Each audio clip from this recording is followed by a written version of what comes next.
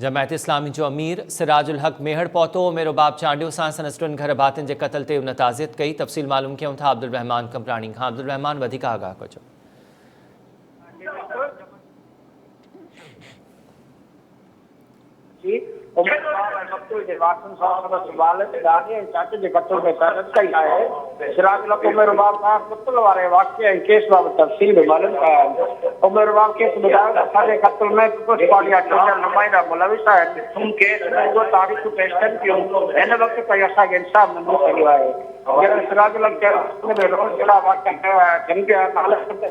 जमूरत अदालतूं आहिनि हुकूमत बदिलजी रहे थी निज़ाम नथो बदिलजे।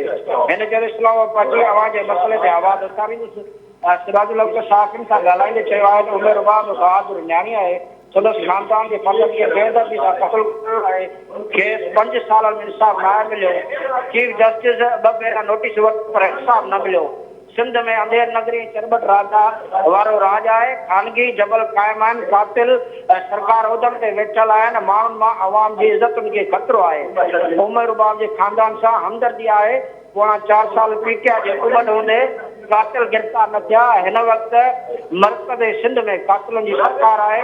सुप्रीम कोर्ट पंहिंजे आर्डर ते अमल करण लाइ वज़ीर आला खे घुराए। फरियादी शायदि